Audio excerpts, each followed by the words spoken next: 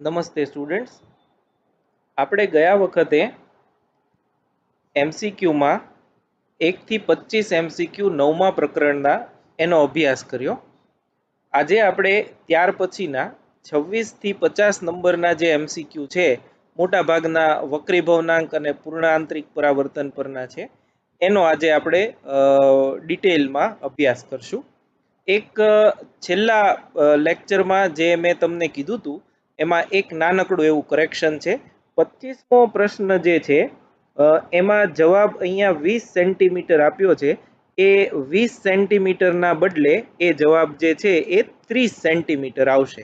એ એક તમે સહેજ કરેક્શન ગયા વખતના જે ડિટેલ્સ છે એમાં કરી નાખજો.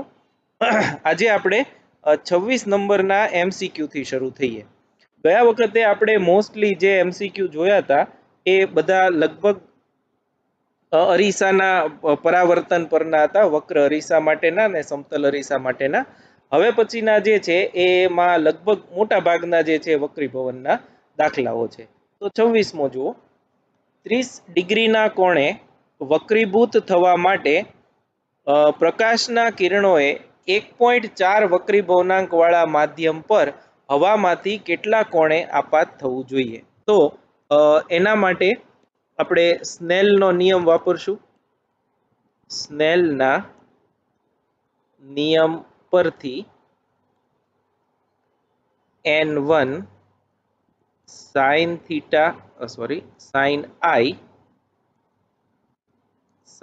i બરાબર n2 sin r. i જે છે આપાત કોણ, r જે છે એ વક્રીભવન કોણ. હવામાંથી આપાત થાય છે એટલે n11 sin i આપણને આપ્યો છે એ છે 40 ડિગ્રી. આપાત કોણ ગોતવાનો છે એટલે i ગોતવાનો છે. n2 એ 1.5 વક્રીભવનાંક વાળું માધ્યમ છે અને sin આ આપ્યું છે આપણને 30 ડિગ્રી. sin 30 છે એ 1/2 થાય તો sin i 0.7 થશે અને આના પરથી જો આપણે આપાત કોણ i મેળવીએ ટેબલ જોઈને તો એ 44.4 ડિગ્રી એવો જવાબ આવે છે. તો આનો જવાબ આવશે 44.4 ડિગ્રી. સ્નેલનો નિયમ છે, એમાં બીજું કાંઈ જાજુ આવતું નથી.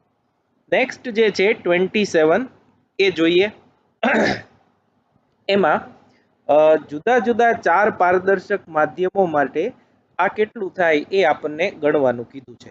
હવે આપણે જાણીએ છીએ કે n43 એટલે કે માધ્યમ 4 નો માધ્યમ 3 ને સાપેક્ષ વક્રીભવનાંક થશે n4/n3, જેનો વક્રીભવનાંક હોય એ માધ્યમ ઉપર આવે. એવી જ રીતે n બીજું છે 32 તો એ થશે n3/n2 અને n21 એ થશે n2/n1. આ ત્રણેય પરથી n43 into n32 into n21 જો કરવામાં આવે તો એ થશે n4/n3 into n3/n2 into n2/n1. તો n3 n3 n2 n2 cancel, n4/n1 થશે અને n4/n1 n41 થાય. તો આ જે છે એનો જવાબ આવશે n41. નેક્સ્ટ જોઈએ આપણે 28th ક્વેશ્ચન. 28th આ ઇમ્પોર્ટન્ટ. 1.65 વક્રીભવનાંક વાળી અને 5 મિલીમીટર જાડી કાચની બારીમાંથી સૂર્યપ્રકાશને પસાર થવા માટે કેટલો સમય લાગે? એટલે આપણે સમય ગોતવાનો છે. હકીકતમાં આમાં આપણે જોઈએ તો વક્રીભવનાંક પરથી આપણને જે માધ્યમ આપેલું છે માધ્યમમાં પ્રકાશનો વેગ મળી જશે. પ્રકાશનો વેગ મળે પછી કાપેલું અંતર ભાગ્યા સમય, એ સમીકરણ પરથી તમે સમય છે એ મેળવી શકશો. તો વક્રીભવનાંક ની વ્યાખ્યા મુજબ વક્રીભવનાંક n બરાબર c/v, શૂન્યાવકાશમાં વેગ છેદમાં માધ્યમમાં વેગ, તો v બરાબર c/n થશે અને વેગ માધ્યમમાં પ્રકાશનો વેગ v બરાબર કાપેલું અંતર છેદમાં સમય. ધારો કે અંતર d જેટલું કપાય છે, સમય t લાગે છે, તો આ કિંમત જો અહીંયા મૂકીએ તો d અપોન t બરાબર c અપોન n. તો આના પરથી સમય t બરાબર d into n upon c થશે. તો હવે તમે જુઓ ડી એટલે કે બારીની જાડાઈ જેટલું સમય એ કાચ મારે એટલો સમય, તો એ 5 મિલીમીટર છે.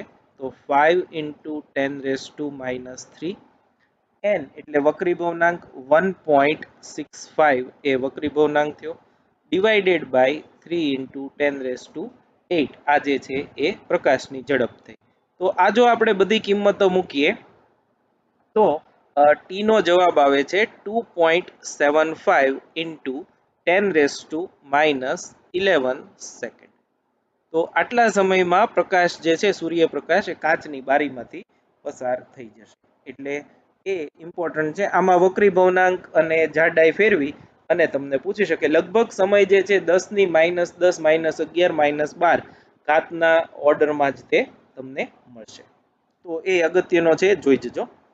29th જે છે એ જો આ પણ એક બહુ ફેમસ પૂછાય એવો દાખલો છે. આ ધારો કે અહીં હું દોરું છું, આમ તમે સીધી ગણતરી પણ કરી શકો, પણ હું એકવાર તમને સમજાવી દઉં. આ ધારો કે કાચનો સ્લેબ છે,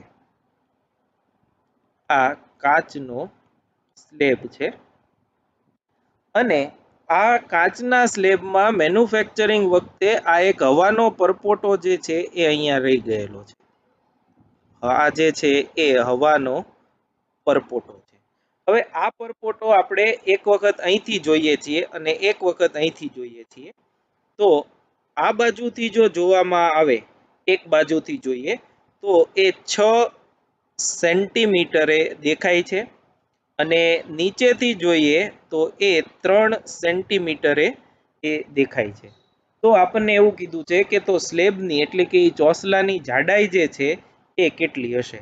તો હવે જુઓ, આ જે અંતર જે છે એ તો આપણને દેખાતું અંતર છે. આપણને દેખાતું અંતર જે હોય એ આભાસી અંતર હોય, વાસ્તવિક અંતર હોય નહીં. તો આપણી પાસે 29 આવું એક સૂત્ર છે HI અપોન HO એટલે કે ઇમેજનરી હાઇટ આભાસી ઊંડાઈ કે ઊંચાઈ છેદમાં વાસ્તવિક ઊંડાઈ કે ઊંચાઈ બરાબર N1 અપોન N2 બરાબર છે. તો આમાં N1 એટલે હવાનું માધ્યમ છે એટલે, અને N એ વક્રી ભવનાંક વાળું માધ્યમ. તો આમાં આના પરથી અહીંયા HI જે છે એ 6 + 3 9 છે ભાગ્યા HO એ ગોતવાનું છે. આ 1 અને N આપણને આપ્યું છે 1.5. તો આના પરથી જો HO ની આપણે ગણતરી કરીએ તો એ 13.5 સેન્ટીમીટર મળે. આમ સ્લેબની જાડાઈ હકીકતમાં 13.5 સેન્ટીમીટર છે, પણ પરપોટો કાચના માધ્યમમાં હોવાથી આપણને એક બાજુ 6 અને એક બાજુ 3 સેન્ટીમીટરે દેખાય છે. અચ્છા, હવે આવા બધા દાખલાનું આ પણ બહુ ફેમસ દાખલો છે એટલે એ પણ આપણે ઇમ્પોર્ટન્ટ માર્ક કરીએ. તો આવા દાખલાઓમાં 6 સેન્ટીમીટર માટેની વાસ્તવિક ઊંડાઈ કેટલી અને 3 સેન્ટીમીટર માટેની ઊંચાઈ કેટલી એ ગોતી અને બેયનો સરવાળો કરે, એ જવાબ આનો જ આવશે. એટલે તમે એ રીતે જુઓ અને પાછું એમ થાય કે કેમ અહીંયા સીધું ગણતરી કરી, તો તમે જવાબ માટે સીધી જેટલી ઊંડાઈ આભાસી હોય એના ભાગ્યા એના ગુણ્યા n કરો એટલો તમારો જવાબ. તમારે ડાયરેક્ટ યાદ રાખવું હોય તો 6 + 3 ગુણ્યા વક્રી ભવનાંક એવું કરો એટલે તમને શોર્ટકટની રીતથી એ સમજાઈ જશે. નેક્સ્ટ જુઓ, એક ટાંકીમાં 40 સેન્ટીમીટર ઊંડાઈ સુધી પાણી, 40 સેન્ટીમીટર સુધી પાણી અને તેની ઉપર 60 સેન્ટીમીટર સુધી તેલ ભરેલું છે. ટાંકીના તળિયે એક બિંદુવત પ્રકાશ ઉદ્ગમ મૂકેલો છે. તો શિરોલંબ જોતા આ ઉદ્ગમ ખાલી જગ્યા અંતરે દેખાશે. હવે આ પણ તમે આભાસી ઊંડાઈ અને આભાસી ઊંચાઈ જે છે એ તમે ભણી ગયા છો, એના ઉપરથી જ આની ગણતરી થશે. તો એ ગણતરી હું અહીંયા દર્શાવું છું. 30મો દાખલો, એનું સોલ્યુશન. HI अपॉन HO बराबर N1 अपॉन N2 सूत्र પરથી હવે જુઓ આપણે આનું એક વ્યાપક રીતે ઘણા બધા માધ્યમો જો હોય તો આભાસી ઊંડાઈ ગોતવાનું સૂત્ર એ આવું થશે HI આભાસી ઊંડાઈ બરાબર H1 પહેલું માધ્યમ જે હોય એના છેદમાં એનો વક્રી ભવનાંક N1 વત્તા H2 upon N2 up to N.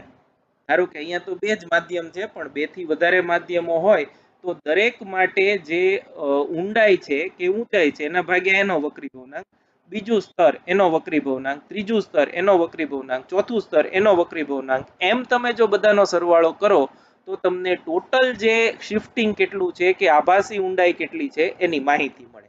તો આપણે અહીંયા બે જ છે એટલે આપણા માટે HI થશે H1 upon N1 plus H2 upon N2 બરાબર H1 જે છે એ 40 સેન્ટીમીટર છે અને N1 જે છે એ પાણી છે તો પાણીનો વક્રી ભવનાંક 1.33 આપ્યો છે. બીજું જે છે 60 સેન્ટીમીટર અને એનો વક્રી ભવનાંક 1.25 આપ્યો છે. આ બંનેની જો આપણે ગણતરી કરીએ તો એક આ 30 આવશે અને 60 upon 2.5 1.25 48 એટલે આ આવ્યું 78 સેન્ટીમીટર. એટલે એકચ્યુઅલી જુઓ અહીંયા હું દોરું છું આ આવું છે, આ ટાંકી છે, અહીંયા એક બિંદુવત ઉદ્ગમ મૂકેલો છે આમ બરોબર, અહીંયા સુધી આટલું 30 સેન્ટીમીટર એ પાણી છે અને એની ઉપર અહીંયા 60 સેન્ટીમીટર સુધી એ બિંદુવત તેલ ભરેલું છે, અહીંયા તેલ છે. તો એકચ્યુઅલી આ કેટલું થયું તો કે 60 અને 30 સોરી 40 છે, 40 અને 60 એટલે આ 100 સેન્ટીમીટર થયું. પણ 100 સેન્ટીમીટરના બદલે આભાસી એની ઊંડાઈ જે છે એ આપણને 78 સેન્ટીમીટર એટલે અહીંયા લાગશે, આટલું શિફ્ટિંગ થશે એટલે સોર્સ જે છે એ આપણને સેજ ઉપર આવેલો છે એવું લાગશે. ઓકે, નેક્સ્ટ જોઈએ 31મો. એક કૂવાની ઊંડાઈ 5 મીટર છે. જો કૂવો પાણીથી સંપૂર્ણ ભરેલો હોય અને પાણીનો વક્રી ભવનાંક 1.33 હોય તો કેટલું ઊંચું આવેલું જણાશે. હવે જોજો બરાબર, કેટલું ઊંચું આવેલું જણાય એટલે આપણે આ ડિફરન્સ ગોતવાનો હોય, કેટલો ડિફરન્સ છે. તો HI upon HO બરાબર 1 upon N આવું સૂત્ર છે. તો આના પરથી HI બરાબર HO upon N, તો HO જે છે એ 5 છે ભાગ્યા 1.33, આનો જો આપણે ભાગાકાર કરીએ તો 3.76 મીટર આટલું થાય. હવે આ તો શું થયું, આ તો ક્યાં તળિયું દેખાય એ છે એટલે 5 મીટરના બદલે આપણને 3.76 મીટરે દેખાશે. તો તળિયાનું શિફ્ટિંગ જે થાય બરાબર HO માઇનસ HI જેટલું થાય, HI તો 5 માઇનસ 3.76 એટલે આ થશે 1.24 મીટર. એટલે આ જે છે એ તળિયાનું શિફ્ટિંગ 1.24 મીટર જેટલું થશે. તો આ જે છે એ એનો જવાબ છે. અચ્છા, હવે એવો ને એવો એક આ 33મો દાખલો છે. હવે એ હું તમને નથી કરાવતો, એ તમારે જાતે કરી લેવાનો.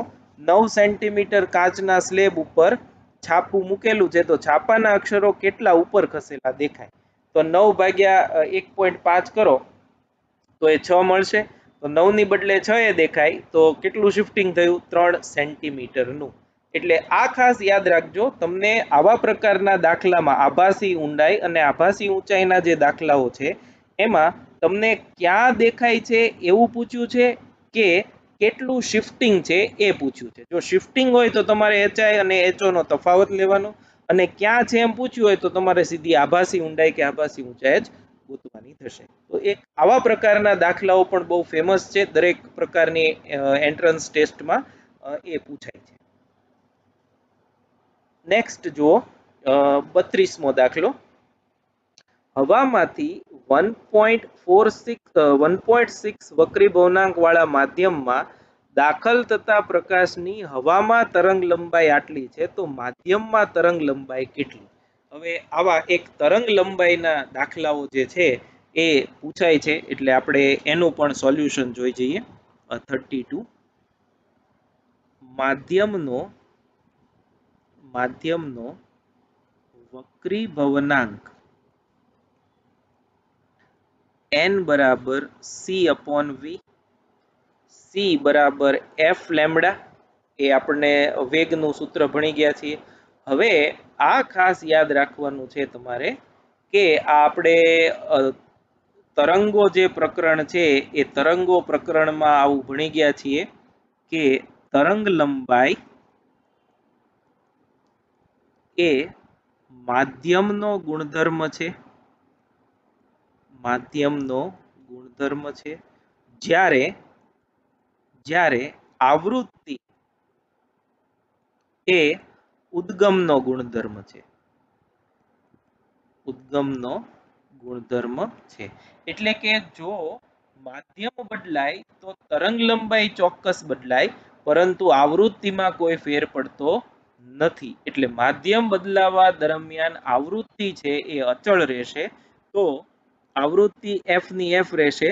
લેમ્બડા ઇન એર એવું લખું હું c માટે, અને અહીંયા fm num lambda in medium, કેમ કે માધ્યમમાં તરંગ લંબાઈ હવા કરતા જુદી હોય, આવૃત્તિ એમ જ રહેશે. તો આ એટલે lambda air upon lambda medium એ પણ વક્રી ભવનાંક શોધવા માટેનું સૂત્ર થશે. જો તરંગ લંબાઈ આપી હોય તો વેગના ગુણોત્તરના બદલે તમારે તરંગ લંબાઈનો ગુણોત્તર છે એ લઈ શકો. અહીંયા તમને આપ્યું છે n 1.6, લેમ્બડા ઇન એર એ 320 આપી છે, અને ડિવાઈડ બાય લેમ્બડા મીડિયમ. આના પરથી જો આપણે લેમ્બડા મીડિયમની ગણતરી કરીએ તો એ 200 નેનોમીટર એવું આવશે, કેમ કે 320 નેનોમીટર એ માધ્યમની તરંગ લંબાઈ છે. 320 ભાગ્યા 1.6 કરો, બહુ સહેલી ગણતરી છે. એટલે આ બધા MCQ છે એ નીટ માટે ખાસ તો એ ઇમ્પોર્ટન્ટ, કેમ કે નીટની પરીક્ષાના જો તમે પેપર જુઓ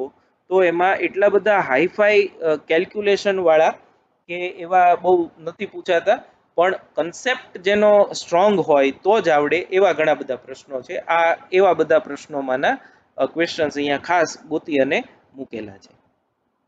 ઓકે, નેક્સ્ટ જુઓ 34 નંબરનો MCQ.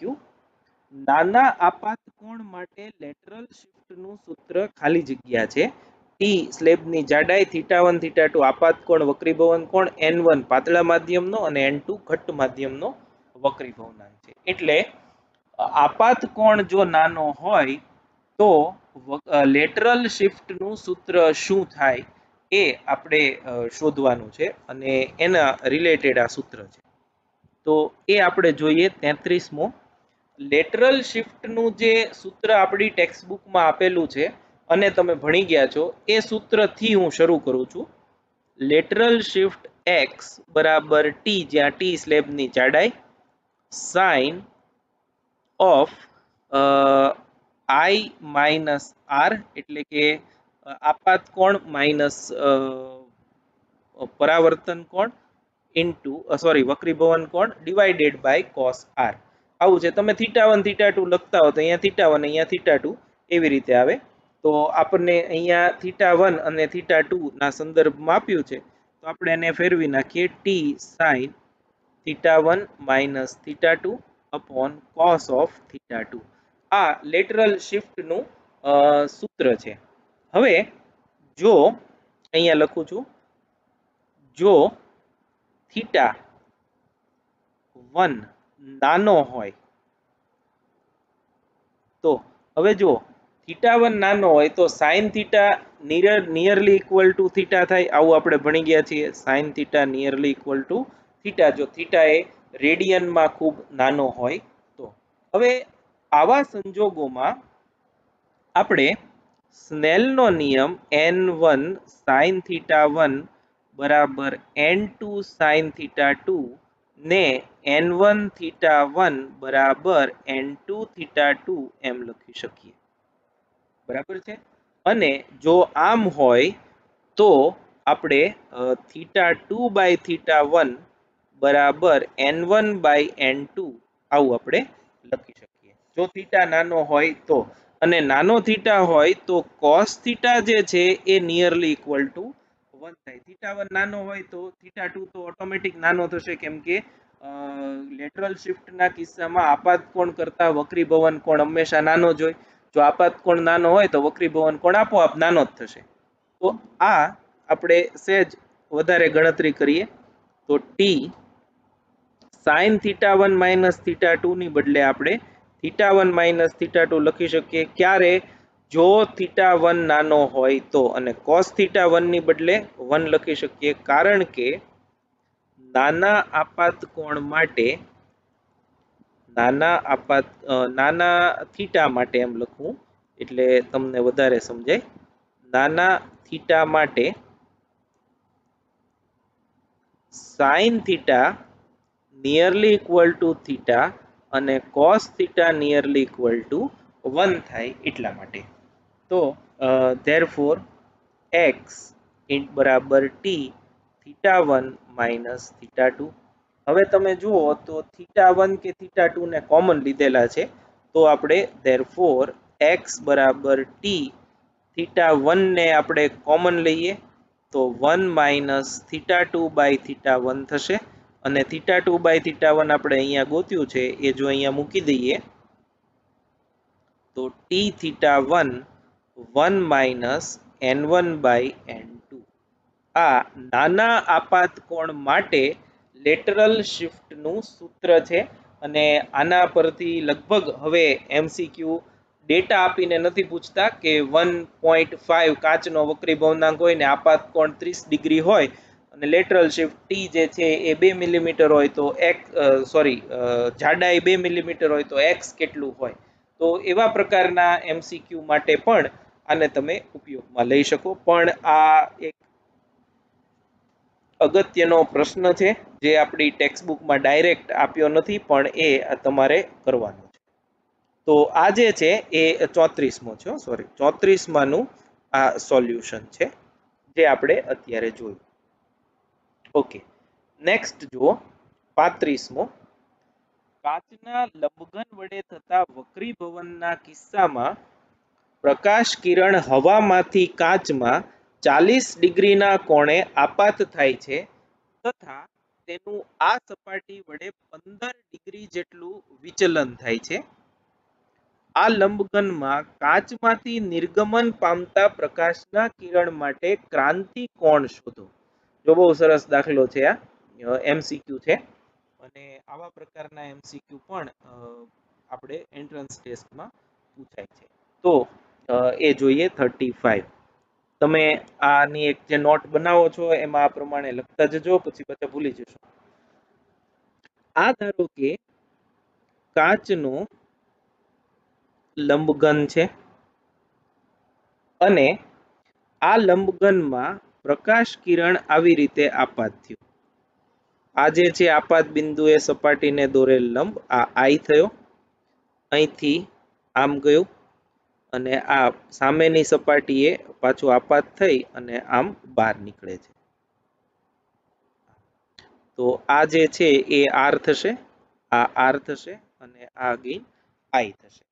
હવે તમને એ ખબર છે કે આ જો સ્લેબ ન હોય તો આ સીધે સીધું આમ જાય અને આ જે છે એ વિચલન થયું જેને આપણે ડેલ્ટા કહીએ છીએ. તો આપણને આ કિસ્સામાં આપાત કોણ આઈ જે છે એ 40 ડિગ્રી આપ્યું છે, વિચલન કોણ ડેલ્ટા જે છે એ 15 ડિગ્રી છે. તો હવે આના ઉપરથી આપણે કહી શકીએ આઈ બરાબર આર પ્લસ ડેલ્ટા. આ આખું જે છે આયત થશે, તો એના પરથી આર જે છે આઈ માઇનસ ડેલ્ટા એટલે 40 માઇનસ 15 બરાબર 25 ડિગ્રી. બરાબર છે. હવે અહીંયા એન છે અને અહીંયાનું માધ્યમ હવા એટલે કે n બરાબર 1 છે. એટલે જો પ્રકાશનું આ કિરણ કાચમાંથી હવામાં આવે છે તો એના માટે જો આ ખૂણો આર જે છે એ ક્રાંતિકોણ કરતા કે એનાથી મોટો હોય તો એનું પૂર્ણ આંતરિક પરાવર્તન કરી શકાય. આ માટે આર જે છે એ ક્રાંતિકોણ જેટલો કે એના કરતા મોટો હોવો જોઈએ. તો આપણે n1 sin i બરાબર n2 sin r આના પરથી કિંમતો મૂકીએ. 1 ઇન્ટુ sin i છે 40 ડિગ્રી બરાબર n2 એ n જે આપણે ગોતવાનો છે વક્રી ભવનાંક sin 25 ડિગ્રી. તો આ જે છે n બરાબર sin 40 ડિગ્રીના છેદમાં sin 25 ડિગ્રી અને આની કિંમતો જો કરી અને જવાબ મેળવો તો એ 1.52 એ આ કાચના માધ્યમનો વક્રી ભવનાંક મળ્યો. તો હવે sin c equal to 1/n સૂત્ર છે. આ સૂત્ર પરથી sin c બરાબર 1/1.52 અને એ કિંમત મળે છે 0.6579 અને એના પરથી જો આપણે c મેળવીએ તો સાઇનના ટેબલમાં જોઈને એ 41.13 ડિગ્રી એવો મળે છે. તો જુઓ આમ આપણે ગોતવાનો છે ક્રાંતિકોણ સી, પણ ક્રાંતિકોણ સી જે છે એ ક્યાંથી મળશે તો કે માધ્યમના વક્રી ભવનાંક પરથી. માધ્યમનો વક્રી ભવનાંક ક્યાંથી મળશે તો કે સ્નેલના નિયમ પરથી. અને સ્નેલના નિયમમાં કોની જરૂર પડશે આર ની. તો આર ડાયરેક્ટ નથી આપ્યો પણ આઈ અને વિચલન ડેલ્ટા આપ્યું છે તેના પરથી આઈઆર મળે. આઈઆર આ કિંમતમાં આ સૂત્રમાં મૂકી દો સ્નેલના નિયમમાં વક્રી ભવનાંક મળે ને એ વક્રી ભવનાંકનો ઉપયોગ કરી અને તમને ક્રાંતિકોણ મળી જશે. એટલે આ ઇન્ટરેસ્ટિંગ અને સહેલો દાખલો છે એ તમે પછી જોઈ જજો. નેક્સ્ટ જે છે 36મો દાખલો એ જુઓ. આ પ્રશ્નમાં પ્રકાશનું એક સાંકડું કિરણ જૂથ બે વક્રી ભવનાંક વાળી કાચની પ્લેટ પર લંબ સાથે 30 ડિગ્રીના કોણે આપાત થાય છે. જો પ્લેટની જાડાઈ 3 સેન્ટીમીટર હોય તો કિરણ જૂથ પ્લેટમાંથી બહાર નીકળે ત્યારે તેની લેટરલ શિફ્ટ કેટલી હોય છે. તો આપણે લેટરલ શિફ્ટ મેળવવાની છે. લેટરલ શિફ્ટનું આ સૂત્ર જે છે એ આપણી પાસે છે. એમાં તમે જુઓ પ્લેટની જે જાડાઈ છે એ આપાત કોણ અને વક્રીભવન કોણ આ ત્રણની જરૂર પડશે ગણતરી કરવા માટે. તો તમે જુઓ તો વક્રીભવનાંક આપ્યો છે અને આપાત કોણ આપ્યો છે 30 ડિગ્રીનો અને પ્લેટની જાડાઈ આપી છે. તો વક્રીભવનાંક અને આપાત કોણ પરથી સ્નેલનો નિયમ વાપરી અને આપણને વક્રીભવન કોણ આર જે છે એ મળી જશે. અને એ આર મળે પછી આમાં તમે કિંમતો મૂકો તો તમે લેટરલ શિફ્ટ જે છે એ મેળવી શકશો. તો એની ગણતરી હું અહીં હવે દર્શાવું છું. Question number 36. Question number 36. તો સ્નેલના નિયમ મુજબ પહેલા હું ત્યાંથી શરૂ કરું અથવા તો પહેલા લેટરલ શિફ્ટનું સૂત્ર લખી નાખું. લેટરલ શિફ્ટ x બરાબર t into sign of i minus r upon cos r આવું સૂત્ર છે. હવે આમાં આપણે i r અને t ની જરૂર પડે. t જાડાઈ આપણને આપી છે એ સિવાયની આપણે ગણતરી કરશું. તો એ અહીંયા હું કરું છું. સ્નેલના નિયમ મુજબ n1 sin i બરાબર n2 sin r. હવે n1 1 sin આપાત કોણ 30 ડિગ્રી આપ્યો છે. n2 2 આપ્યું છે પ્લેટનો વક્રી ભવનાંક અને sin r આપણે ગોતવાનું છે. તો આ 1/2 બરાબર 2 sin r. તો આના પરથી sin r બરાબર 1/4 એટલે 0.25 અને એના પરથી જો આપણે સાઇનના ટેબલ પરથી r ગણીએ તો એ 14.5 ડિગ્રી મળશે.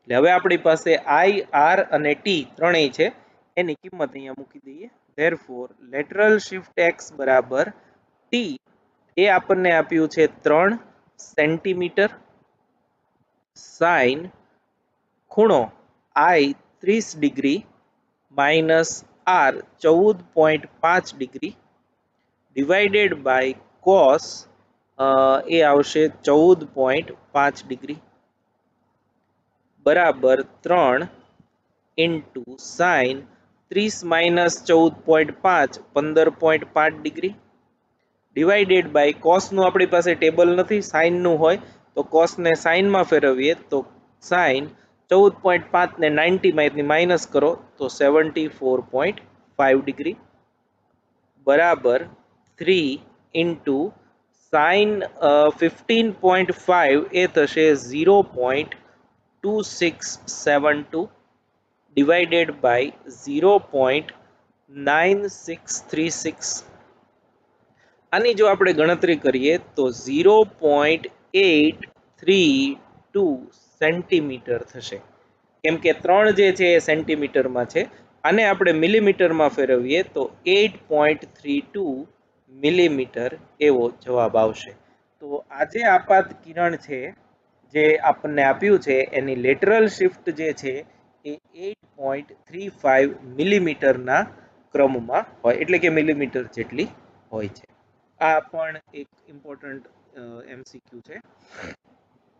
નેક્સ્ટ જે છે 37મો, આમાં ઘણા બધા વિદ્યાર્થીઓને પ્રશ્ન હોય છે કેવી રીતે આવ્યું ને શું, અને આ એક બહુ પ્રચલિત સૂત્ર છે ઓપ્ટિક્સનું. પૂર્ણ આંતરિક પરાવર્તન પહેલા આવે છે, પણ જે નવી CBSE ની ટેક્સ્ટબુક છે એમાં આ આપેલું નથી, પણ એને લગતા દાખલાઓ જે છે કે આપણે અહીંયા જે આપ્યું છે MCQ એ હોય છે, એટલે આપણે એ એક્ઝામ્પલ અહીંયા એક મૂક્યો છે. એમાં આવું છે, 1.8 જેટલો વક્રી ભવનાંક ધરાવતા કાચના ચોસલા પર લંબ રૂપે પ્રકાશ આપાત થાય છે. આ અગત્યનું છે, લંબ રૂપે. બધા આમાં તમને લંબ રૂપે જ આપ્યું છે એટલે તમારે એ બહુ ચિંતા ન કરો તો ચાલશે. આપાત પ્રકાશની તીવ્રતાની સરખામણીમાં પરાવર્તિત પ્રકાશની તીવ્રતા લગભગ ખાલી જગ્યા હોય 1.8 એ વક્રી ભવનાંક છે. અચ્છા, હવે એક તમને એ કરાવી દઉં.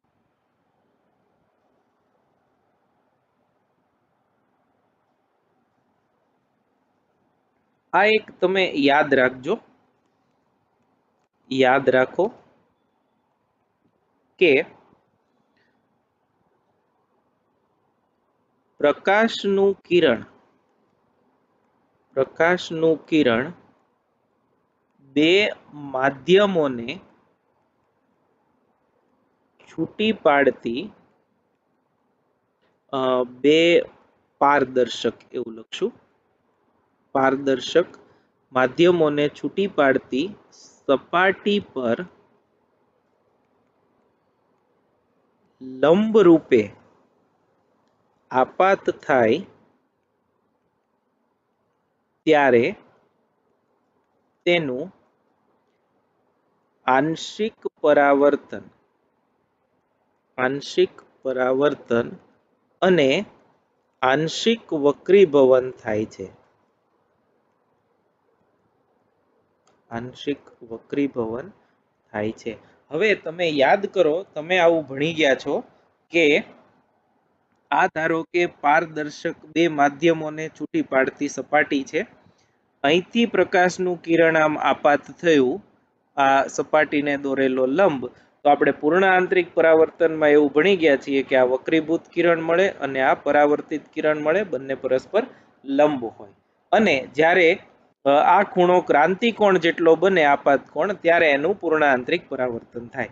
પણ આ જે છે એની પહેલાનો આ કન્સેપ્ટ છે કે જો લંબ રૂપે, અહીંયા તો કઈક ખૂણે આપાત થાય છે, પણ જો એ ખૂણાની બદલે લંબરૂપે સીધું આપાત થાય તો તમને બે કિરણો મળે, વક્રીભૂત કિરણ એ મળે અને પરાવર્તિત કિરણ પણ મળે. હવે તમને એમ થાય કે લંબરૂપે આપાત થાય તો વક્રીભવન જ ક્યાં થાય, પણ લંબરૂપેનો અર્થ એવો થાય કે જો તમે સહેજ આપાત કોણ નાનો રાખો તો એને તમે લગભગ લંબરૂપે ગણી શકો એવા કિસ્સામાં. તો આ જો આંશિક પરાવર્તન ને આંશિક વક્રીભવન થતું હોય તો કેટલો ભાગ જે છે એ પરાવર્તન પામે અને કેટલો ભાગ વક્રીભવન પામે એ કેમ ખબર પડે? તો એના માટેનું આ સૂત્ર છે. આ કિસ્સામાં અથવા તો આવા કિસ્સામાં પરાવર્તિત પ્રકાશ ની તીવ્રતા નું સૂત્ર એ કંઈક આવું છે. તીવ્રતાનું સૂત્ર જો આપણે લખીએ તો એ કંઈક આવું છે. I R એટલે કે રિફ્લેક્ટેડ ઇન્ટેન્સિટી બરાબર I0. I0 એટલે આપાત તીવ્રતા એ છે N2 minus N1 upon N2 plus N1 એનો વર્ગ. N1 N2 જે બે માધ્યમો છે, ધારો કે આ N1 છે ને આ N2 છે, તો એ બંનેના વક્રીભવનાંકો છે. આ સૂત્ર જે છે આ સૂત્ર યાદ રાખવું. આવા પ્રકારના દાખલા માટે આ સૂત્ર યાદ રાખવાનું છે. પરાવર્તિત પ્રકાશની તીવ્રતા કેટલી હોય, આ I0 જે છે એને આપણે 100% લઈએ અને આ 2% મળે તો એમ કહેવાનું કે 2% નું પરાવર્તન થયું અને બાકીના 98% જે છે એનું વક્રીભવન થયું. તો હવે આપણને જે આ દાખલો આપ્યો છે એમાં એ ગણતરી કેવી રીતે થશે એ આપણે જોઈ લઈએ. આપણો દાખલો નંબર જે છે એ 37. તો એમાં IR પરાવર્તિત પ્રકાશની તીવ્રતા બરાબર I0 N2 હવામાંથી માધ્યમમાં દાખલ થાય છે તો 1.8 વક્રીભવનાંક આપ્યો છે -1 1.8 +1 અને એનો વર્ગ બરાબર I0 0.8 upon 2.8 એનો વર્ગ અને આની જો આપણે ગણતરી કરીએ તો 0.0816 I0 થયું અને 0.816 ને પરસેન્ટેજમાં ફેરવીએ તો આને લખાય I0 ના 8.16%. એટલે આને તમે રફલી 8 લ્યો તો જે પ્રકાશ આપાત થાય છે એની 100% ઇન્ટેન્સિટી જો આપાત થતી હોય તો 8% ઇન્ટેન્સિટીનું પરાવર્તન થયું, એટલે કે 8% પ્રકાશનું પરાવર્તન થયું અને 92% પ્રકાશ જે છે એનું વક્રીભવન થયું. અને એટલા માટે જ આપણે જ્યારે પણ જોઈએ છીએ, ધારો કે પ્રકાશનું કિરણ હવામાંથી પાણીમાં કે હવામાંથી કાચમાં જાય તો આપણને પરાવર્તિત તીવ્રતા જે છે એ બહુ ઓછી જોવા મળે છે. તમે ક્યારેક પ્રયત્ન કરજો, આપણે કાચ આપણે જે કાર હોય એ કારની જે વિન્ડો હોય એમાંથી અંદર જોવાનો પ્રયત્ન કરીએ તો આપણને અંદરની વસ્તુઓ બધી બહુ સ્પષ્ટ દેખાય, કાચ પારદર્શક હોય તો. પણ આપણું પ્રતિબિંબ તમે ધ્યાનથી જુઓ તો જ તમને તમારું પ્રતિબિંબ દેખાય. એટલે પ્રતિબિંબ એટલે શું? એ પરાવર્તિત પ્રકાશ છે અને અંદરની વસ્તુઓ દેખાય એ કયો પ્રકાશ? તો કે વક્રીભૂત પ્રકાશ. એટલે તીવ્રતા ખૂબ ઓછી હોય. આ તીવ્રતા પૂર્ણ આંતરિક પરાવર્તન વખતે 100% બને. જે અત્યારે 8% છે એ વક્રીભવનાંક તમે 1.5 જેવું લ્યો તો તમને 4% કે 3% જેટલું મળશે. એટલે મોટા ભાગનો પ્રકાશ છે એ વક્રીભવન જ પામે છે. પરંતુ આવા કિસ્સામાં જ્યાં તીવ્રતા સાવ ઓછી છે, 2%, 8%, 10% જેટલી, એ સડનલી વધીને 100% તમને પ્રકાશિત તીવ્રતા મળે. એટલા માટે જ આપણે એવા પરાવર્તનને પૂર્ણ આંતરિક પરાવર્તન એવું કહીએ છીએ. તો આ પૂર્ણ આંતરિક પરાવર્તન શરૂ થતા પહેલાનો ટોપિક છે અને એના પરના MCQ છે એ એન્ટ્રન્સ ટેસ્ટમાં પૂછાય છે. એટલે આ આખો જે સેક્શન છે આટલો એ ઇમ્પોર્ટન્ટ, આ લગભગ ઓછી ટેક્સ્ટ બુકમાં આનો ઉલ્લેખ થયેલો હોય છે, પણ તમે એ તમારી માટે કરી નાખજો. નેક્સ્ટ જે છે એ જોઈએ.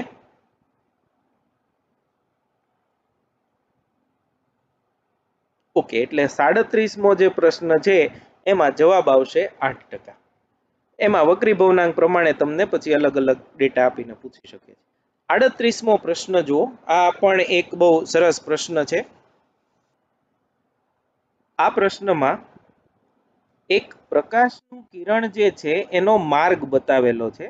આ પ્રકાશનું કિરણ હવામાંથી એક માધ્યમ પર આપાત થાય છે અને એ આપાત કોણ આપણને આપ્યો છે 30 ડિગ્રીનો. આ આપાત કોણ છે અને માધ્યમમાં આગળ વધે છે. આ માધ્યમનો વક્રીભવનાંક y અંતર y સાથે આ સૂત્ર મુજબ બદલાય છે. y સેન્ટીમીટરમાં છે. તો ખૂબ મોટી ઊંડાઈએ શિરોલંબ સાથે તે કેટલો ખૂણો બનાવતું હશે, એટલે આ ખૂણો થીટા કેટલો છે એ આપણે ગણવાનું છે. હવે આવો એક દાખલો જે છે કે જેમાં માધ્યમનો વક્રીભવનાંક અંતર સાથે બદલાતો હોય એવો એક ટેક્સ્ટ બુકમાં પ્રેક્ટિસના પ્રશ્નો જે છે એમાં પણ આપેલો છે, અને એ જે છે એનો તમે પહેલા શાંતિથી અભ્યાસ કરી લો અને પછી આ તો સહેલો છે એના પરથી જ તમને મળી જાય એની જેવો છે. હવે આવા પ્રકારના દાખલામાં સ્નેલના નિયમનું વ્યાપક સ્વરૂપ એનો આપણે ઉપયોગ કરવાનો થાય, અને એ વ્યાપક સ્વરૂપ છે n ઇન્ટુ સાઇન થીટા બરાબર અચળ. આ યાદ રાખજો, આપણે તો બે માધ્યમો મોટા ભાગના એમસીક્યુમાં આવે એટલે n1 sin θ1 બરાબર n2 sin θ2 અથવા તો n1 sin I બરાબર n2 sin r એમ કરી અને આપણે ગણતરીઓ કરીએ છીએ. પણ હકીકતમાં સ્નેલનો નિયમ એવું કહે છે કે આપેલા માધ્યમના કોઈ બિંદુ પાસે માધ્યમનો વક્રીભવનાંક અને તે જગ્યાએ કિરણે બનાવેલ ખૂણો, પછી આપાત કિરણ હોય કે ગમે તે કિરણ હોય, એનો સાઇન જો લેવામાં આવે તો એનો ગુણાકાર જે છે એ અચળ રહેશે. એટલે n ઇન્ટુ સાઇન થીટા માધ્યમનો વક્રીભવનાંક અને ખૂણાનો સાઇન એનો ગુણાકાર અચળ રહેવો એ સ્નેલના નિયમનું મુખ્ય સ્વરૂપ છે. હવે આપણે આનો ઉપયોગ છે એ એક આ બિંદુએ કરશું અને એક આ બિંદુએ કરશું. ધારો કે આને a કહી દઈએ અને આને b કહી દઈએ. તો અહીંયા હું લખું છું ક્વેશ્ચન નંબર 38 નું સોલ્યુશન. વક્રીભવનાંક એક વખત હું અહીંયા લખી નાખું. n of y એ આપેલું છે 1.6 plus 0.2 divided by y plus 1 whole square. y plus 1 whole square બરાબર છે. હવે y બરાબર 0 પાસે એટલે કે માધ્યમ જ્યાંથી શરૂ થાય છે ત્યાં n of 0 લખીએ તો એ થશે 1.6 પ્લસ 0.2 અપોન y0 લેવાનું છે 0 પ્લસ 1 હોલ સ્ક્વેર એટલે એ થશે 1.6 પ્લસ 0.2 બરાબર 1.8. આ y બરાબર 0 જ્યાં હતું એટલે કે જ્યાં કિરણ દાખલ થતું હતું ત્યાંનો વક્રીભવનાંક થયો. હવે y બરાબર ઇન્ફાઇનાઇટ. હવે જો ખૂબ મોટી ઊંડાઈ માટે y is tending towards infinite આવું આપણે લેશું, એટલે y એ અનંત તરફ જઈ રહ્યો છે. ટૂંકમાં y બહુ મોટો છે.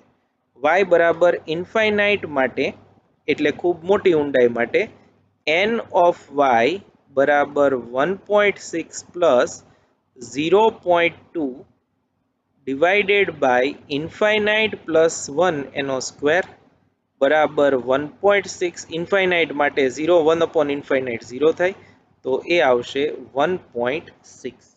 તો આ જે આકૃતિ છે આ આકૃતિમાં એ બિંદુએ કિરણ દાખલ થાય છે તો આ બિંદુ પાસેનો વક્રીભવનાંક ક્યારે મળે? આ લાઈન જે છે એ y બરાબર 0 છે અને નીચે જતા વક્રીભવનાંક એ આ મુજબ બદલાય છે આપેલ સમીકરણ મુજબ.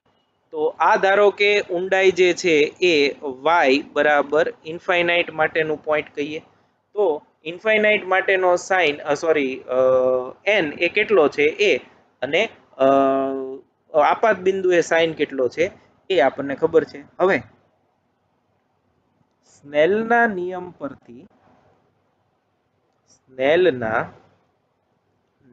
પરથી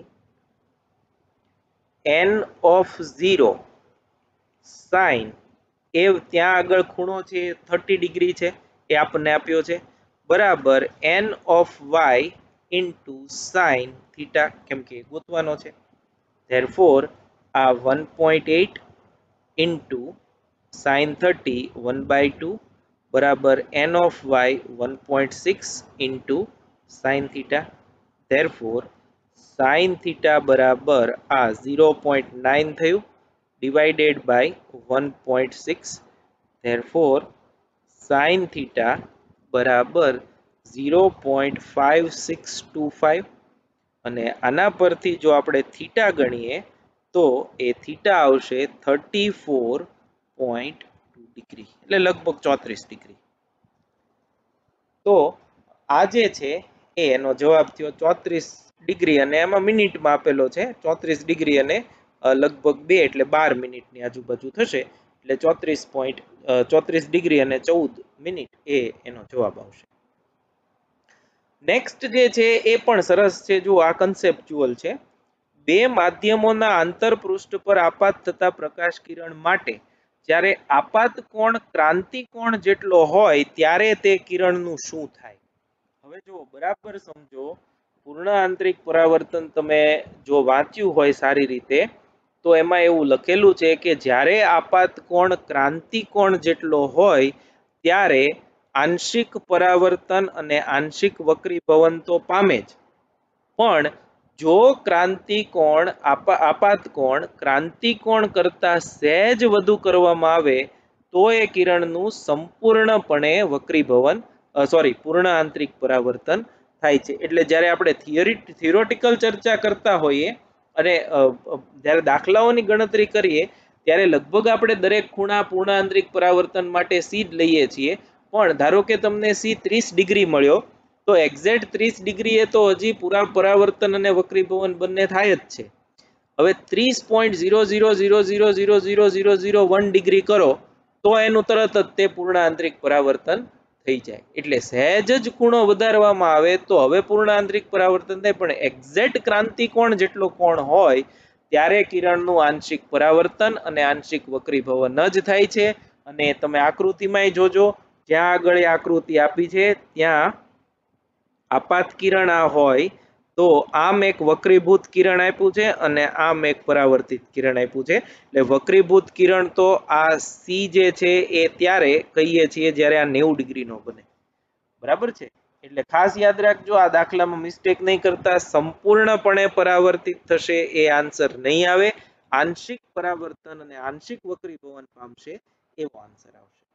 ઓકે, નેક્સ્ટ 40 અને 41 આ થિયોરિટિકલ છે, એમાં હું ટેક્સ્ટબુકમાં લખેલું છે તે અથવા તો યાદ રાખવાના પ્રશ્નો છે. હીરા માટે ક્રાંતિકોણ અને હીરાનો વક્રીભવનાંક એ બંને તમારે યાદ રાખવા. નેક્સ્ટ જે છે એ 42, 43, 44 અને 45 આ બધા પ્રશ્નો થિયોરિટિકલ છે. એક વખત હું તમને જણાવી દઉં. મરીચિકા છે પૂર્ણ આંતરિક પરાવર્તન અને વક્રીભવન, આમ તો બેયના લીધે થાય પણ મોટો રોલ જે છે પૂર્ણ આંતરિક પરાવર્તનનો છે, એટલે વક્રીભવન ઓપ્શન લગભગ નહીં આપે, અને જો વક્રીભવન અને પૂર્ણ આંતરિક પરાવર્તન ઓપ્શન હોય તો પણ તમારે પૂર્ણ આંતરિક પરાવર્તન જ લખવાનું. ઓપ્ટિકલ ફાઇબર સ્વાભાવિક છે પૂર્ણ આંતરિક પરાવર્તન પર કામ કરે. આ આપણે ટેક્સ્ટબુકમાં આપ્યું નથી પણ માઇક્રોમીટરની સાઇઝના ઓપ્ટિકલ ફાઇબર હોય છે, એટલે 10 થી 100 માઇક્રોમીટરની સાઇઝના ફાઇબર બને છે. ઓપ્ટિકલ ફાઇબરમાં કોર ના દ્રવ્યનો વક્રીભવનાંક ને ક્લેડિંગનો વક્રીભવનાંક તો આપણને ખબર છે કે n core greater than n cladding, કેમ કે તો જ તે પ્રકાશનું કિરણ ઘટમાંથી પાતળા માધ્યમમાં જાય, એટલે n1 ગ્રેટર ધેન n2. હવે એક જે 46મો પ્રશ્ન છે એ અને 47મો પ્રશ્ન, આ બંને તમારા માટે એક નવા છે અને એ જે છે એનું સોલ્યુશન એ હું તમને જણાવી દઉં.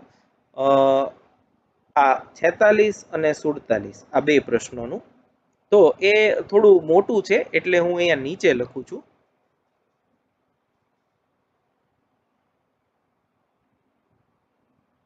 હવે જુઓ,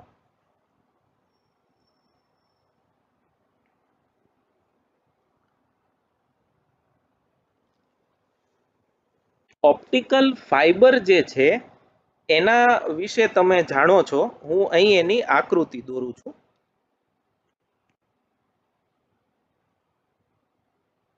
આ જે છે એ ઓપ્ટિકલ ફાઇબરનો કેબલ છે અને આ એની અક્ષ છે. ઓપ્ટિકલ ફાઇબર કેબલ અને તેની અક્ષ. આમાં એક પ્રકાશનું કિરણ આવી રીતે આપાત થયું. આ ખૂણો જે છે એને આપાત કોણ આપણે થીટા આઈ કહીએ અત્યારે. તો અહીંથી આ આપાત બિંદુએ દોરેલો લંબ થયો. તો એ તો હવામાંથી ફાઇબરમાં દાખલ થાય છે એટલે એ આમ જવાના બદલે સહેજ લંબ તરફ વળે અને આમ જાય. હવે આ ખૂણો જે છે એ આપણે ભણી ગયા છીએ કે એ એટલીસ્ટ ક્રાંતિકોણ જેટલો કે એના કરતા મોટો હોવો જોઈએ તો એનું પૂર્ણ આંતરિક પરાવર્તન થાય. આ ખૂણો જે છે એને આપણે ફાઇબર એંગલ થીટા એફ કહીએ છીએ.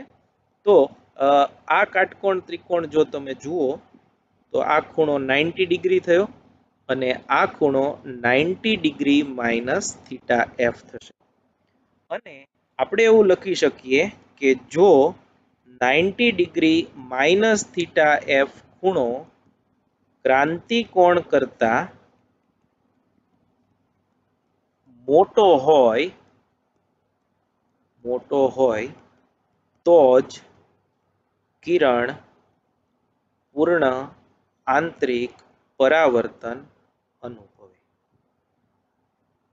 બરાબર છે? આ સમજી શકાય એવું છે અને તમે ભણી ગયા પણ છો કે 90 માઇનસ થીટા એફ ખૂણો જો ક્રાંતિકોણ જેટલો કે એનાથી મોટો હોય તો અને તો જ એનું પૂર્ણ આંતરિક પરાવર્તન થઈ શકે. હવે આપણે બહારનું માધ્યમ જે છે એ હવા રાખીએ કે જેનો વક્રીભવનાંક 1 છે n1 અને n2 એ n જેટલું અને એ આપણી કોર છે ફાઇબર કોર કે જેનો વક્રીભવનાંક n2 બરાબર n જેટલો છે. હવે આવા કિસ્સામાં આપણે જુઓ સમજાવી દઉં તમને. 90 માઇનસ થીટા એફ કોના પર આધાર રાખશે? થીટા એફ પર. અને થીટા એફ કોના પર આધાર રાખશે? થીટા આઈ પર. તો થીટા આઈ જે છે એ તમે જેમ જેમ વધારતા જશો, થીટા આઈ જે છે એ ધારો કે તમે આમ વધારતા જાઓ છો. પહેલા આ લીધો, પછી આ લીધો, પછી આ લીધો. જેમ જેમ તમે થીટા આઈ વધારતા જશો એમ થીટા એફ મોટો થતો જશે. થીટા એફ મોટો થતો જાય એને તો 90 માંથી માઇનસ કર્યો છે એટલે આ નાનો થતો જશે. અને જો આ ખૂણો ક્રાંતિકોણ કરતા નાનો થઈ જાય તો હવે એનું પૂર્ણ આંતરિક પરાવર્તન નહીં થાય અને એ પ્રકાશનું કિરણ સીધું બહાર નીકળી જશે. તો તમારે વધુમાં વધુ આપાત કોણ જે છે કેટલો હોઈ શકે એના પરના ન્યુમેરિકલ પૂછાય છે. બરાબર? ફરીથી જુઓ, ફરીથી હું આખી ચર્ચા કરી લઉં. આ પ્રકાશના કિરણનું પૂર્ણ આંતરિક પરાવર્તન થાય એના માટે જ આપણે ફાઇબર બનાવ્યું છે એકચ્યુઅલી. અને જો આનું પૂર્ણ આંતરિક પરાવર્તન થાય એ શક્યતા ક્યારે? તો કે આ ખૂણો જે છે એ ક્રાંતિકોણ કરતા મોટો થાય. મોટો થાય તો વાંધો નથી. ક્રાંતિકોણ 30 ડિગ્રી હોય અને આ ખૂણો 45, 55, 50 એવો રહેતો હોય તો કોઈ પ્રશ્ન જ નથી. પણ આ ખૂણો કોના પર આધાર રાખે? તો કે થીટા એફ પર. અને થીટા એફ કોના પર આધાર રાખે? ફાઇબરમાં દાખલ થતા કિરણને બનાવેલા કોણ પર. એટલે જો થીટા આઈ તમે મોટો કરતા જાઓ તો અલ્ટિમેટલી 90 માઇનસ થીટા એફ છે નાનો થતો જશે. અને જો એ નાનો થતા થતા ક્રાંતિકોણ કરતા પણ નાનો થઈ ગયો તો હવે એનું પૂર્ણ આંતરિક પરાવર્તન નહીં થાય. તો તમે આ વધુ ને વધુ મેક્સિમમ કેટલો હોવો જોઈએ, મેક્સિમમ કેટલો રાખવો, આવો આપણો પ્રશ્ન છે. સમજી ગયા બરાબર? હવે આપણે એની થોડીક ગણતરી જે છે એ કરીએ અને એ સમજીએ. આ ઇમ્પોર્ટન્ટ છે, આ ક્યાંય આપ્યું નથી. આ ખાસ યાદ રાખજો અને બરાબર સમજજો. હવે આપણી ચર્ચા પરથી પ્રકાશ કિરણનું પૂર્ણ આંતરિક પરાવર્તન થાય, પૂર્ણ આંતરિક પરાવર્તન થાય તે માટે 90 minus minus theta F greater then or equal to C થવું જોઈએ. આમ તો આપણે ઇક્વલ ટુ કાઢી નાખીએ, ગ્રેટર દેન સી થવું જોઈએ, ગ્રેટર દેન સી થવું જોઈએ. Therefore 90 minus theta F greater than C એ આપણી પ્રાથમિક શરત થઈ. બે બાજુ સાઇન લગાડીએ. Sine 90 minus theta F greater than sine C. Therefore આ જે છે એ કોસ થશે. Cos theta F greater than sine C 1/n થયું. Therefore n into cos theta F greater than 1. તો ટૂંકમાં n into cos theta F greater than 1 થાય તો પ્રકાશ કિરણનું પૂર્ણ આંતરિક પરાવર્તન થાય. ઓકે, હવે આને હું એ બિંદુ કહું તો અહીંયા લખું છું બાકીનું. બિંદુ એ પાસે સ્નેલનો નિયમ લગાડતા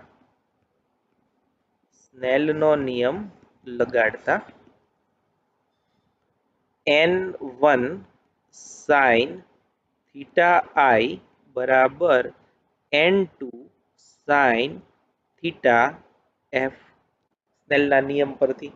હવે n1 1 છે, સાઇન થીટા આઈ બરાબર n into sine theta F.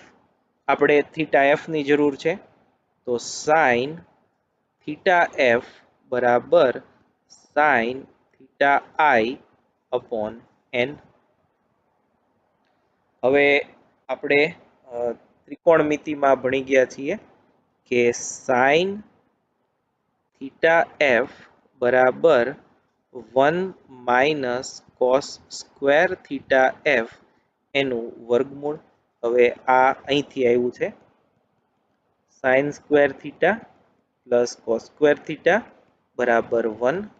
તો સાઇન થીટા બરાબર 1 માઇનસ કોસ સ્ક્વેર થીટાનું રૂટ. બરાબર છે. આવું તમે એક પહેલા પણ ભણી ગયા છો, એટલે સોરી ઊંધું આપણે લખશું. કોસ થીટા એફ બરાબર 1 માઇનસ સાઇન સ્ક્વેર, એટલે અહીંયા પણ સાઇન નહીં આવે, cos theta F 1 minus sine square theta F. તો આ જે છે એ આપણે કોસ થીટા એફ નું સૂત્ર મેળવ્યું. તો હવે આ કિંમત જે છે સાઇન ની એ અહીંયા મૂકી દઈએ. તો ધેરફોર કોસ થીટા એફ બરાબર under route 1 minus sine square theta આઈ અપોન n સ્ક્વેર. એમાં લસા લઈએ. ધેરફોર કોસ થીટા એફ બરાબર n square minus sine square theta આઈ, અને n સ્ક્વેર જે છેદમાં છે એનું રૂટ કાઢી નાખીએ તો n મળશે. તો therefore n into cos theta F બરાબર under root of n square minus sine square theta I. તો આ જે છે એ આપણે સ્નેલના નિયમથી n into cos theta F મેળવ્યું. કેમ કે આપણે તો આપાત કોણ કેટલો રાખવો થીટા આઈ એની ચર્ચા કરવી છે. તો થીટા એફ ઉપર નો નિર્ભર આપણે કાઢી નાખવું પડે, પણ અહીંયા કન્ડિશન મળી એ થીટા એફ પરથી મળી છે n cos થીટા એફ, અને અહીંયા આપણે n cos theta F A theta I ના સ્વરૂપમાં મેળવ્યું. તો આ એક સમીકરણ જુઓ અને આ એક સમીકરણ જુઓ, બેયને કમ્પેર કરો. તો therefore under root of n square minus sine square theta I must B greater than 1. જો પ્રકાશ કિરણ પૂર્ણ આંતરિક પરાવર્તન અનુભવે તે માટે n square sign square theta આઈ નું રૂટ એ 1 કરતા મોટું હોવું જોઈએ. હવે જોજો બરાબર, અહીંથી આ ઇન્ટરેસ્ટિંગ પોઈન્ટ છે. હવે થીટા આઈ ની મહત્તમ કિંમત, થીટા આઈ અહીંયા હું રાખું છું સામે ફાઈબરની આકૃતિ, થીટા આઈ ની મહત્તમ કિંમત 90 ડિગ્રી છે. તો જો આની મહત્તમ કિંમત તો કેટલી હોય? આ તમે અહીંયા 0 છે આ કિરણ માટે, પછી વધારતા જાઓ તો મેક્સિમમ તમે અહીં સુધીનું લાવી શકશો. તો એ થિયોરેટિકલ એ કિંમત કેટલી છે? 90 ડિગ્રી. આ માટે ઉપરનું સમીકરણ જો લખીએ તો n square minus sine square theta i એટલે 1 નો સ્ક્વેર 1 થશે, greater than 1. therefore n square minus 1 greater than 1, બે બાજુ વર્ગ કરીએ તો therefore n square greater than 2, અને આના પરથી n ગ્રેટર ધેન રૂટ 2. તો હવે આનો મતલબ એવો થાય કે n ની ઓછામાં ઓછી કિંમત એ રૂટ 2 જેટલી હોય, એટલે n બરાબર રૂટ 2 હોય તો પ્રકાશ કિરણ પૂર્ણ આંતરિક પરાવર્તન અનુભવે. આ ઓછામાં ઓછી કિંમત થયો, આ n મિનિમમ થયું. પછી રૂટ 2 થી મોટી હોય તો એવા દરેક કિરણો જે છે એ પૂર્ણ આંતરિક પરાવર્તન અનુભવશે જ તે, પણ એની લઘુત્તમ કિંમત જે છે એ આટલી હોવી જોઈએ. હવે તમે જુઓ તો આપણે એમ લખી શકીએ કે જો ફાઈબરના દ્રવ્યનો વક્રીભવનાંક રૂટ 2 કરતા મોટો હોય અને બહારનું માધ્યમ હવા હોય તો કોઈ પણ ખૂણે આપાત થતા કિરણ માટે પૂર્ણ આંતરિક પરાવર્તન મળે. ફરીથી, જો ફાઈબરના દ્રવ્યનો વક્રીભવનાંક રૂટ 2 કરતા મોટો હોય તો કોઈ પણ ખૂણે કેમ કે આપણે મહત્તમ કેટલો લઈ લીધો છે 90 ડિગ્રી, તો બાકીના ખૂણો તો 90 અને 0 ની વચ્ચે જ હોય. તો કોઈ પણ ખૂણે એન્ટર થાય એ કિરણનું પૂર્ણ આંતરિક પરાવર્તન થાય જ, જો બહારનું માધ્યમ હવા હોય તો. જો રૂટ 2 કરતા નાનો વક્રીભવનાંક હોય, ધારો કે વક્રીભવનાંક જે છે એ તમને 1.2 આપ્યો છે, તો તમારે આ સમીકરણમાં 1.2 મૂકી, આ જે સમીકરણ છે આમાં n ની કિંમત 1.2 મૂકી અને થીટા આઈ તારવવાનો બરાબર લઈને, અને એના પરથી તમને બાકીની ગણતરી કરવાની થશે, અને એ ખૂણા સુધી પૂર્ણ આંતરિક પરાવર્તન નહીં થાય. તો હવે જો ફરીથી આપણે જે અહીંયા અટક્યા છીએ ત્યાંથી 46મો દાખલો જુઓ. 47મો પહેલા જોઈએ તો જુઓ, જો ઓપ્ટિકલ ફાઇબરના દ્રવ્યનો વક્રીભવન ખાલી જગ્યા હોય તો કોઈ પણ આપાત કોણે દાખલ થયેલા કિરણનું પૂર્ણ આંતરિક પરાવર્તન થાય, બહારનું માધ્યમ હવા લો. તો એ આપણે જોયું કે કેટલો હોવો જોઈએ? એટલીસ્ટ રૂટ 2 હોવો જોઈએ કે એનથી મોટો હોવો જોઈએ. હવે રૂટ 2 આપણને ખબર છે 1.4 ની આજુબાજુ થાય. તો ઉપરનો દાખલો 46મો તમે જુઓ તો જો 1.3 હોય તો કેટલું? તો કે તો બધા કિરણનું નહીં પૂર્ણ આંતરિક પરાવર્તન થાય, અમુક સુધીનું જ થશે. અને એ કેવી રીતે મળે? તો કે એ 46, એના માટે જે છેલ્લું હમણાં સૂત્ર જોયું, સાઇન થીટા આઈ બરાબર n સ્ક્વેર માઇનસ 1, આવું થશે. આપણે ઓલું ગ્રેટર ધેન વાળું સૂત્ર છે તે પણ એમાં ઇક્વલ ટુ વાપર્યું છે. તો આમાં અંડર રૂટ n 1.3 લીધું છે, એનો સ્ક્વેર માઇનસ 1, જો આ ગણતરી કરીએ તો 0.8307 આવે, અને એના પરથી થીટા આઈ જો આપણે લઈએ તો થીટા આઈ જે છે એ 56 ડિગ્રી મળે. તો હવે એનો મતલબ એવો થયો કે આ ધારો કે આપણો ફાઈબરનો કેબલ છે, આ એની અક્ષ છે, તો આવા ફાઈબર માટે આ ખૂણો તમે મોટો કરતા જાઓ એમ આ જો 56 ડિગ્રીનો ખૂણો થાય તો 56 ડિગ્રીએ દાખલ થતું કિરણ જે છે એ બહાર નીકળી જશે. તો એની અંદરના બધાનું પૂર્ણ આંતરિક પરાવર્તન થશે, પણ જો આ ખૂણો 57 ડિગ્રીનો તમે લ્યો તો એ કિરણ જે છે એ બહાર નીકળી જશે, હવે એનું પૂર્ણ આંતરિક પરાવર્તન થશે નહીં. તો ફાઈબરના દ્રવ્યનો વક્રીભવનાંક 1.5, 1.6, 1.47 એવો આપ્યો હોય તો એ બધા માટે મેક્સિમમ ખૂણો 90 ડિગ્રીનો જ મળે. તમને એવું પછી રૂટ 2 એટલે રૂટ 2 એવું પકડી નહીં રાખવાનું.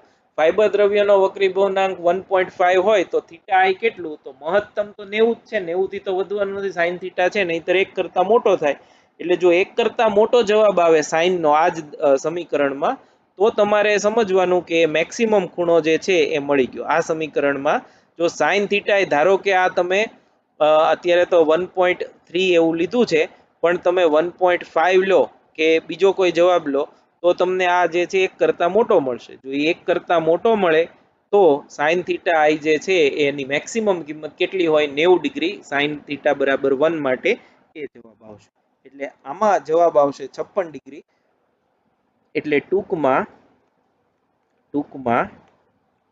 જો n ગ્રેટર ધેન √2 તો થીટા આઈ બરાબર 90 ડિગ્રી ગમે એ હોય પછી અને જો n લેસ ધેન √2 આપ્યો હોય તો સાઈન થીટા આઈ બરાબર √n² - 1 પરથી તમારે ગણતરી કરવાની અને જે ગણતરીનો જવાબ આવે એ તમારો જવાબ જ્યાં n ફાઈબરના દ્રવ્યનો વક્રીભવનાંક અને ખાસ યાદ રાખો બધા કિસ્સામાં બહારનું માધ્યમ હવા છે તો જ આ સાચું છે ઓકે નેક્સ્ટ આપણે જોઈએ 48મું તો આ બધાને આવડે હીરાનું ચળકાટ એ પૂર્ણ આંતરિક પરાવર્તનના કારણે થાય છે આ પણ તમને આવડશે સાઇન સી બરાબર 1/n એમાં n 1.44 મૂકી સાઇનની ગણતરી કરો તો તમને 44 ડિગ્રી એવો જવાબ આવશે 50મો જુઓ આ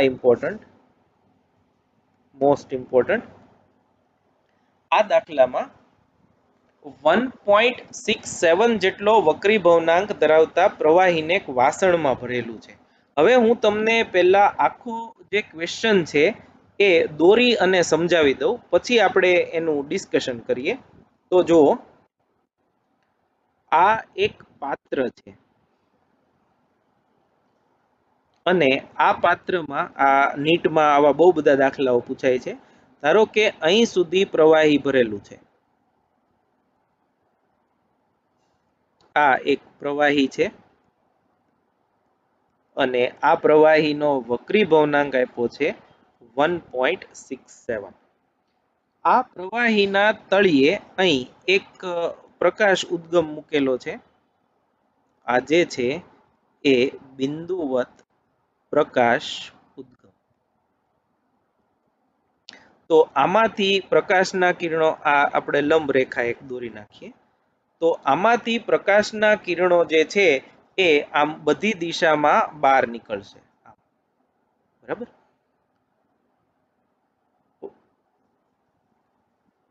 હવે અહીંયા એક તકતી મૂકેલી છે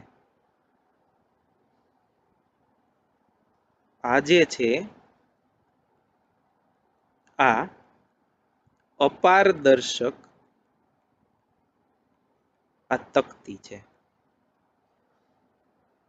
હવે જો અહીંથી આપણે જોઈએ આ ધારો કે માનવ આંખ છે અહીંથી જો આપણે જોઈએ તો તકતી છે એટલે પ્રકાશ તો લેમ્પ તો દેખાવાનો નથી બલ્બ જે હોય પણ અહીંયા આજુબાજુનો જે વિસ્તાર છે આ બધો વિસ્તાર આમાંથી તમને પ્રકાશ નીકળતો બહાર આવશે ઓકે દેખાશે હવે ધારો કે આપણે અહીંથી એક હોલ પાડી અને પ્રવાહીને આમ વહેતું કરવા માંડીએ તો ધીમે ધીમે આ તકતી જે છે એ નીચે તરફ ગતિ કરશે અને એ દરમિયાન શું થશે તો કે જો આ પ્રકાશનું કિરણ જે અહીંયા આવ્યું આ પ્રકાશનું કિરણ આમ એ પહેલા એનું વક્રીભવન થઈ અને બહાર આવતું અને બહાર અહીંયા તમે જો આંખ રાખીને જુઓ તો એ તમને દેખાતું હતું આ જે છે એ આપાત કોણ થયો આ જે ખૂણો જે છે એ આપાત કોણ હતો હવે જેવું તમે ઊંચાઈ જે છે ઘટાડો એમ શું થશે વિઝ્યુલાઇઝ કરજો આ જેમ જેમ ઘટતું જાય પાણીનું સ્તર એમ આ ખૂણો જે છે એ મોટો ને મોટો થતો જશે અને જો એ ખૂણો એટલે પાણી ટૂંકમાં પાણીનું સ્તર ઘટતું જાય તો એ ખૂણો આપાત કોણ જે છે એ જે ઘટ માધ્યમમાંથી બહાર નીકળતા કિરણ માટેનો એ વધતો જાય અને વધતા વધતા જ્યારે આ ખૂણો ક્રાંતિકોણ જેટલો થાય ત્યારે આ કિરણનું પૂર્ણ આંતરિક પરાવર્તન થાય. અને હવે જો આ ખૂણો મોટો હોય તો આ તો એનથી મોટો થાય, એટલે હવે આ વિસ્તારના તમામ કિરણો જે છે, અહીંથી જે કિરણ આવ્યું એનું પણ એના એ માધ્યમમાં પૂર્ણ આંતરિક પરાવર્તન થશે. તો હવે પહેલા એ અહીંયા જે વિભાગ પ્રકાશિત દેખાતો હતો એ હવે પ્રકાશિત દેખાવાનું બંધ થશે. તો તમને એવું, હવે આપણે આખી રકમ સમજીએ. 1.67 જેટલો વક્રીભવનાંક ધરાવતા એક પ્રવાહીને વાસણમાં ભરેલું છે. આ વાસણના તળિયે એક બિંદુવત પ્રકાશ ઉદ્ગમ મૂકેલો છે, એટલે આ પ્રકાશ ઉદ્ગમ થયો.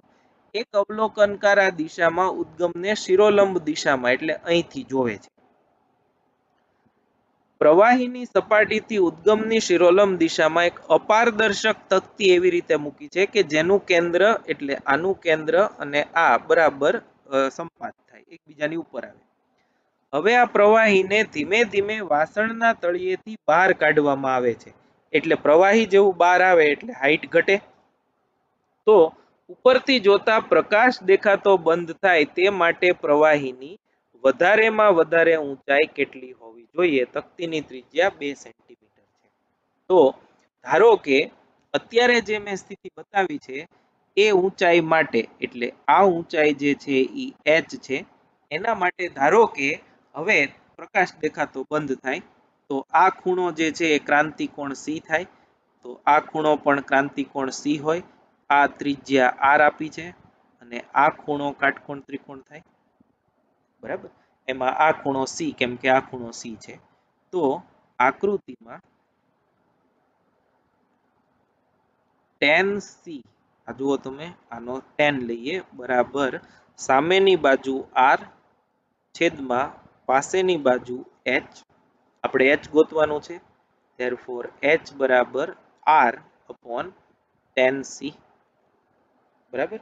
હવે એ ગોતવા માટે આપણે sin C બરાબર 1 upon n પરથી sin C બરાબર 1 upon 1.67 અને આના પરથી જો આપણે C ની ગણતરી કરીએ તો એ 36.78 ડિગ્રી આવું મળે છે. તો 36.8 કે રફલી તમે 37 પણ લઈ શકો.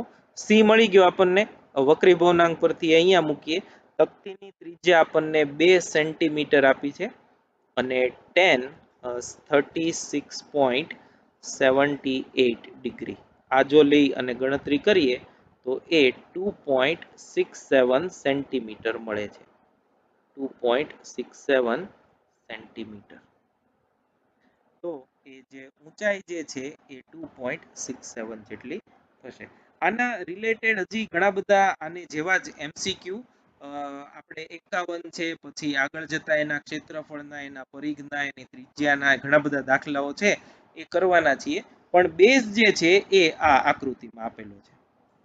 તો આજે આમ જુઓ તો વિદ્યાર્થીઓ આપણે ઘણું બધું નવું જે છે કન્સેપ્ટનો અભ્યાસ કર્યો કે જે આપણી નવી CBSE ની ટેક્સ્ટબુકમાં નથી આપેલા, અને એન્ટ્રન્સ ટેસ્ટમાં આવા પ્રકારના દાખલાઓ પૂછાય છે. તો ફરીથી એક વખત તમે 26 નંબરના MCQ થી લઈ અને 50 નંબરના MCQ હવે તમારી જાતે જ બેસી અને સોલ્વ કરી નાખજો અને નોટબુકમાં લખી નાખજો. આવતા વીકમાં આપણે બાકીના જે છે 51 થી 75 એટલા MCQ નો અભ્યાસ કરશું. Thank you very much.